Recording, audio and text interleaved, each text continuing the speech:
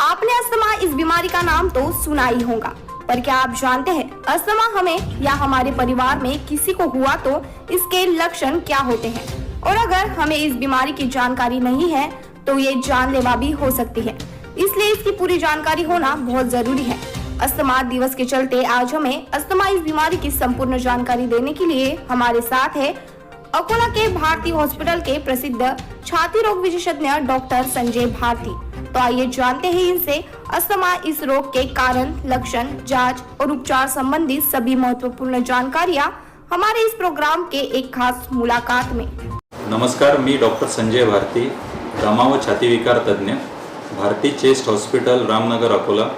आज मी आपल्यासोबत world asthma day हा पहिला मंगळवार, दरवर्षी आपण मेच्या पहिला मंगळवार वर्ल्ड अस्थमा डे म्हणून सेलिब्रेशन करतो आणि पहिला आठवडा हा वर्ल्ड अस्थमा वीक म्हणून आपण सेलिब्रेट करतो। त्याबद्दल थोडीशी माहिती आपल्याला शेअर करणार। सर, अस्थमाच्या बाबतीत जर विचारायला गेलं तर नेमकं अस्थमा म्हणजे होतं काय? अस्थमा हा आपल्या एक श्वसन नलिकेचा एक क्रोनिक इन्फ्लेमेटरी कंडिशन आहे। क्रोनिक म्हणजे हा न संपणारा असा एक आजार म्हणता येणार। त्याच्यामध्ये श्वास लागणे, दम भरून येणे, छाती गरगर करणे आणि कंटिन्यूस कफ येणे हे त्याचे प्रमुख 4 लक्षणं आहेत। हा कुठल्याही वयोगटातल्या व्यक्तींना आणि शक्यतो जास्तीत जास्त स्त्रियांना आणि लहान मुलांना होणारा आजार आहे। बरोबर। लक्षणाच्या बाबतीत जर बोलायला गेलं तर नेमके कशा प्रकारचे लक्षण या रोगामध्ये दिसून येतात? मुख्य लक्षणं हे सांगितलं मी की कंटिन्यूस खोकला राहणे, खोकला हा कमी किंवा जास्त होणे, बऱ्याच गोष्टी ज्या आहे की खाण्याशी संबंधित किंवा वातावरणाशी संबंधित याच्यामध्ये वाढ होणे। दुसरी गोष्ट छाती भरून येणे आणि कंटिन्यूस आपली छाती घरघर करणे।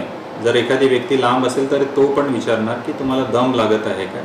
तिसरी गोष्ट श्वास भरून येणे, किंवा चालताना किंवा लहान मुलांना खेळताना किंवा सायकलिंग करताना त्यांचा दम भरून येणे। आणि कफ हा जो आहे हा प्रोडक्टिव्ह म्हणजे कफ कोरडा पण असू शकतो किंवा मग प्रोडक्टिव्ह पण कफ असू शकतो। हे त्याचे मुख्य लक्षण आहे। बरं। सर, डायग्नोज करण्याच्या बाबतीत जर विचारणा केली, चाचणी करण्याच्या बाबतीत विचारणा केली, कोणकोणत्या प्रकारे माहिती पडू शकते की अस्थमा? प्रत्येक वयानुसार याच्या वेगवेगळ्या डायग्नोस्टिक टेस्ट आहेत। जसं लहान मुलांमध्ये आम्ही जेव्हा लहान मुलं येतात तर त्यांची कंटिन्यूस कफिंग आणि छाती घरघर करणे ही त्याची हिस्ट्री आई किंवा त्याचे वडील सांगतात। दुसरी गोष्ट, आम्ही फॅमिली हिस्ट्रीमध्ये आई वडिलांना किंवा आजोबांना, आजींना किंवा बहिणीला किंवा भावाला असं अनुवंशिकतेसंबंधित पण त्याचे प्रश्न विचारले जातात। लहान मुलांमध्ये स्पेसिफिक अशी कुठली टेस्ट नाही, त्याचे रिकरंट इन्फेक्शन, रिकरंट त्याचे लक्षणं हेच त्याची एक डायग्नोस्टिक टेस्ट मानले जाते। दुसरं म्हणजे वयाच्या 14व्या वर्षानंतर कुठल्याही वयोगटातल्या 14 वर्षानंतर मेल असो किंवा फिमेल, आम्ही पल्मोनरी फंक्शन टेस्टिंग ही एक तपासणी करू शकतो, किंवा दुसरं त्याला स्पायरोमेट्री किंवा पीक फ्लोमेट्री ही पण एक तपासणी उपलब्ध आहे ज्याच्यामध्ये आपण अस्थमाचं अचूक निदान करू शकतो। सर, उपचारच्या बाबतीत जर बोलायला आलं, जर कोणाला अस्थमा आढळला तर उपचार आजच्या आधुनिक युगामध्ये कोणकोणत्या प्रकारची उपचार पद्धती अवेलेबल आहेत काय सांगा? अस्थमाच्या उपलब्ध उपचार पद्धतींमध्ये सर्वात जास्त प्रभावी म्हणजे इनहेलर थेरपी ही उपचार पद्धती उपलब्ध आहे। इनहेलर थेरपीमध्ये आपण 2 प्रकारचे औषधं उपलब्ध असतात। एक ड्राय पावडर इनहेलर म्हणजे कॅप्सूल फॉर्ममध्ये आपण ती इनहेलेशन थेरपी देऊ शकतो, किंवा दुसरं मीटर डोस इनहेलर MDI, तर ते आपण एक स्प्रेच्या स्वरूपामध्ये देऊ शकतो।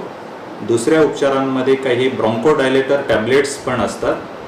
तिसरं काही अँटी ॲलर्जिक्स औषधी असतात ज्याचं मूळ कारण जर ॲलर्जी असेल तर अस्थमाच्या इनहेलेशन थेरपीसोबत आपण अँटी ॲलर्जिक टॅब्लेट्स पण देऊ शकतो, ज्याने आपण अस्थमा प्रभावीपणे नियंत्रित करू शकतो। दुसऱ्या लोकांचं असं मानणं आहे की मोठा कांदा खाल्ल्याने अस्थमा बरा होतो, किंवा इन्हेलर हे जे आहे वापरण्यामध्ये लोकांना बघण्यासारखं नाही, चांगलं नाही वाटत, अशा प्रकारचे लोकांची वेगवेगळे आपले भावना आहे, काय सांगणार यावर?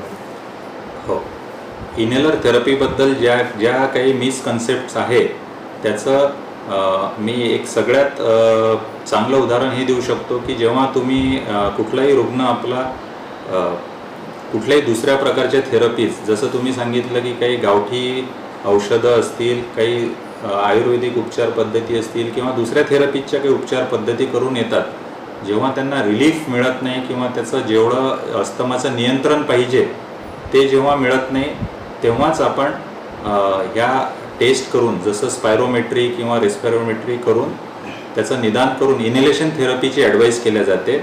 इनहेलेशन थेरपी ही 2 ते 3 प्रकारे मेकॅनिझम ऑफ ॲक्शन आहे. अस्थमाचं जे मूळ हे आहे ते म्हणजे इन्फ्लमेशन. इनहेलेशन थेरपी एक इन्फ्लमेशन कमी करण्याचा रोल आहे. दुसरं ब्रॉन्कोडायलेटर थेरपी, म्हणजे जी श्वासनलिका आकुंचित पावते त्याला वाढण्यासाठी त्याला ब्रॉन्कोडायलेटेशनची आवश्यकता असते. आणि तिसरं असते की सिक्रिशन्स जे असतं म्युको क्लिअरन्स, ती पण एक जे श्वासनलिका ज्या आकुंचन पावतात आणि तिथे काही कफ जमा होतो किंवा सिक्रिशन जमा होतो, ती पण क्लिअर करण्यामध्ये मदत करते. अशा 2-3 प्रकारचा त्याचा रोल असल्यामुळे इनहेलेशन थेरपी माझ्या मते एक खूप चांगलं प्रभावी औषध आहे. दुसरी गोष्ट म्हणजे इनहेलेशन थेरपी हे हा जो अस्थमा आजार आहे हा फक्त श्वसनाशी संबंधित असल्यामुळे आणि लंग्ससोबत आपल्या फुफ्फुसांशी संबंधित असल्यामुळे याचा औषधीचा डायरेक्टली फ्लो जो आहे तो पूर्ण 100% जे औषध आहे ते फक्त फुफ्फुसालाच मिळते आणि खूप जास्त प्रमाणात त्याची ॲक्शन दिसल्यात येते. बाकी जर आपण तोंडावाटे जर काही औषधी दिल्या तर त्या पोटात जाऊन रक्तात मिसळून मग त्यातलं 10 ते 20% औषध हे फुफ्फुसाला मिळतो. ते तेवढं प्रभावी राहू शकत नाही जेवढा या श्वसन मार्गाने आपण जे औषधी देणार त्याचा इफेक्ट जास्त राहणार आणि दुसऱ्या अवयवांवर साईड इफेक्ट कमी राहणार. म्हणून आमचं रिकमेंडेशन इनहेलेशन थेरपीला जास्त असते याच्यामध्ये. जर भारतीय हॉस्पिटलच्या बाबतीत जर बोलायला गेलो तर ते छाती रोगकरिता कोणकोणत्या फॅसिलिटीज इथे उपलब्ध आहेत अस्थमा आणि अशा लोकांसाठी? वैयक्तिक माझ्या सेटअपबद्दल बोलायचं झाल्यास भारतीय हॉस्पिटल येथे दमा किंवा अस्थमा आणि COPD क्लिनिक याद्वारे मी मंथली लोकांना अवेअरनेस कॅम्पेन करत असतो. स्पेसिफिक